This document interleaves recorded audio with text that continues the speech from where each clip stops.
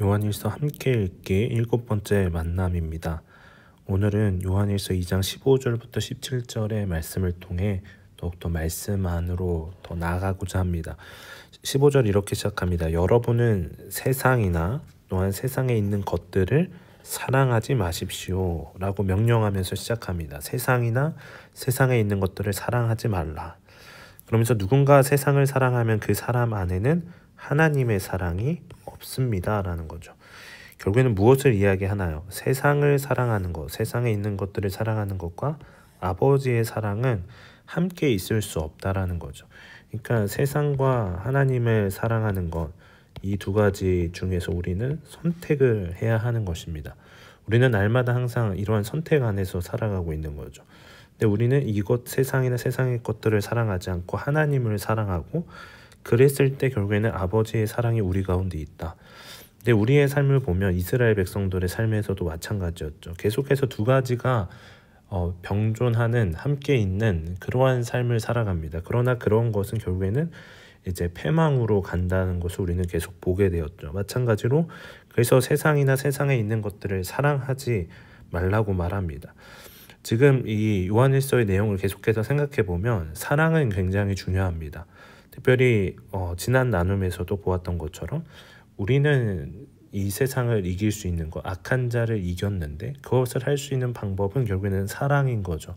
결국엔 이 악한 자 안에 놓여 있는 세상, 그 세상에 있는 것들, 그러니까 이 악한 자의 연대를 끊어버리고 그들을 사랑하지 않는 것은 그래서 우리가 이 세상을 이기며 살아가는 데 굉장히 중요한 거죠.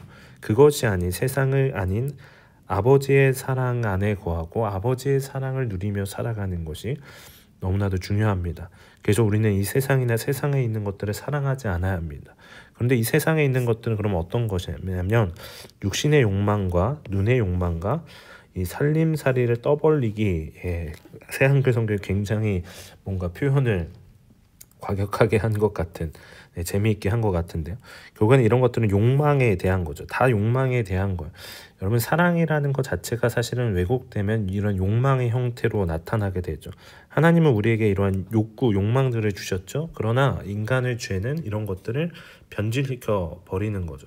특별히 여기서 말하는 세 가지 육신의 욕망, 눈의 욕망, 이 살림살이를 떠벌리는 이생의 자랑은 첫사람인 아담과 하하가 죄를 지었을 때 창세기 3장의 모습을 생각해 보게 됩니다.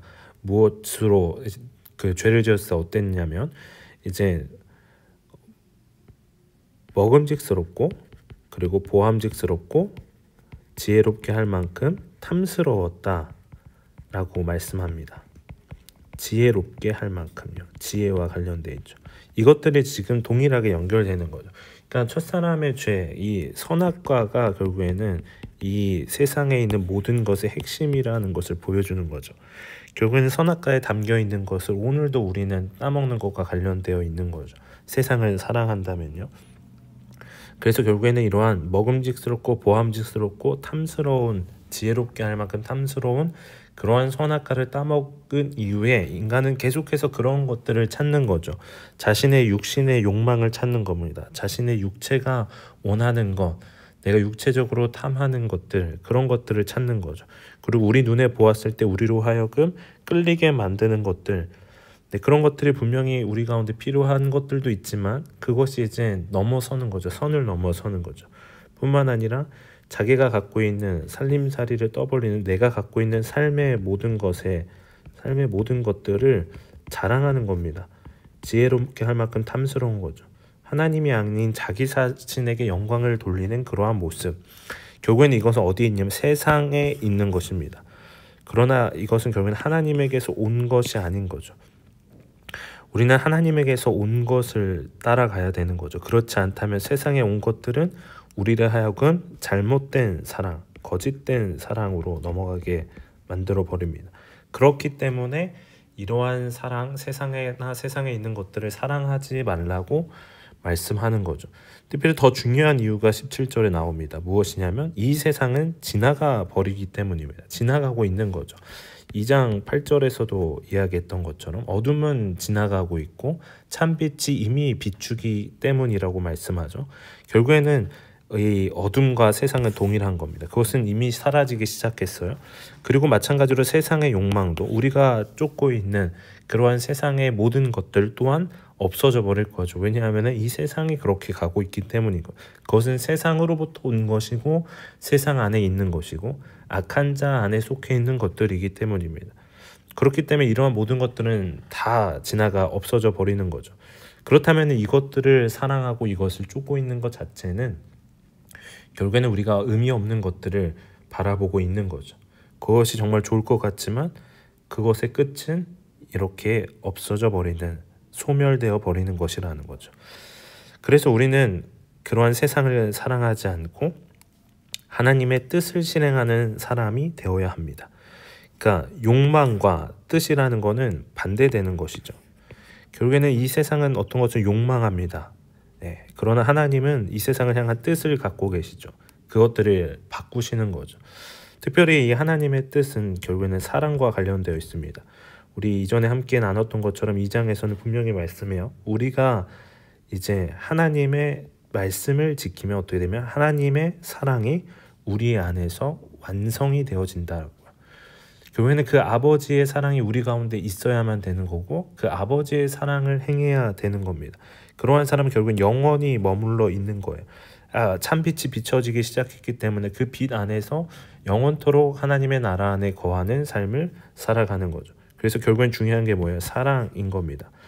아버지의 사랑을 우리가 경험해야 되고요. 그 사랑 안에 머물러야 하고요.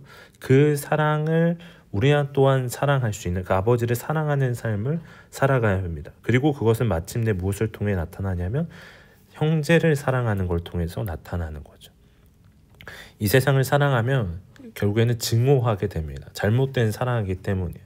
형제를 더 증오하죠. 그러나 아버지의 사랑 안에 거하면 형제를 사랑하게 되는 거죠.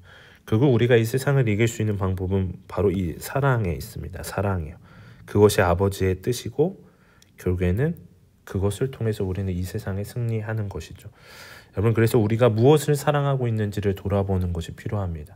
아버지의 사랑을 더 받으며 그 사랑 안에 거하며 그 사랑을 행할 수 있는 저와 여러분이 되어서 정말로 그 사랑을 완성시키는 삶, 하나님의 뜻을 이루는 우리의 삶이 되기를 주님의 이름으로 축복합니다. 기도하겠습니다. 하나님, 우리의 마음이 어디를 향해 있는지 돌아보기를 원합니다. 세상이나 세상에 있는 것들을 사랑하고 있다면 우리의 마음을 주님께로 돌이키게 하시고 무엇보다 하나님의 사랑을 다시금 경험하며 회복함으로 그 사랑 안에 거하는, 그 사랑이 우리 안에 거하는 은혜를 베풀어 주옵소서. 예수 그리스도의 이름으로 기도하옵나이다. 아멘.